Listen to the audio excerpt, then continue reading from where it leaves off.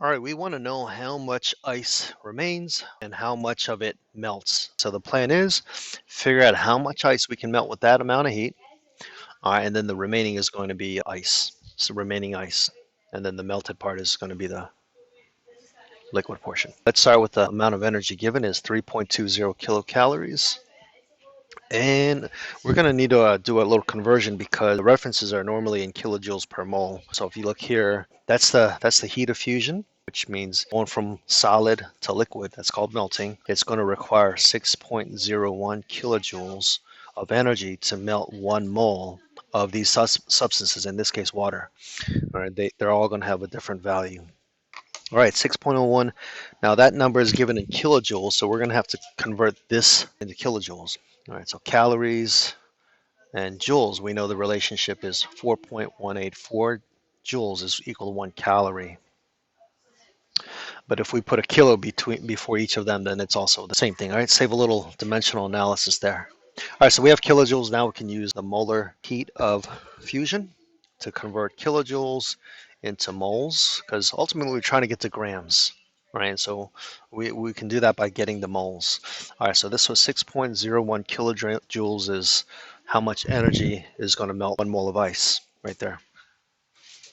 Now that we have moles, we can turn that into grams using molar mass. That's your periodic table. So 1 mole of water has a mass of 18.02. That's off your periodic table, H2O. All right, 16 there for there. And then 1.0, try that again, 1.01 times 2. And then you add them up, you get 18. Let's do it. Let's punch these numbers in. So this is going to be in grams. 40.1 grams is how much of it will melt. So there's our answer to the first question. How much liquid is produced? Grams of liquid. To get the second part, how much of it is still remaining at ice, you just take your 1,000 grams, that's 1 kilogram, by the way. All right, you subtract how much melted, which is, we just calculated that, and then you're going to get the answer. Now, this is a bit tricky because the only digits that are significant here are that, and that, because those are, my headset almost fell off.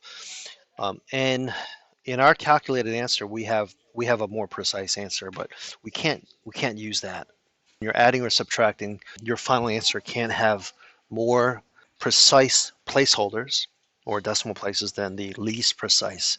All right, so this is the less precise of the two. So our answer is going to be 960 grams. All right, we can't have a decimal because this number doesn't have a decimal. All right, so 960 grams is remaining at ice. All right, that both of them should add up to. Now here we can have this sig fig because we weren't adding or subtracting, we were multiplying this whole time, so we can do that.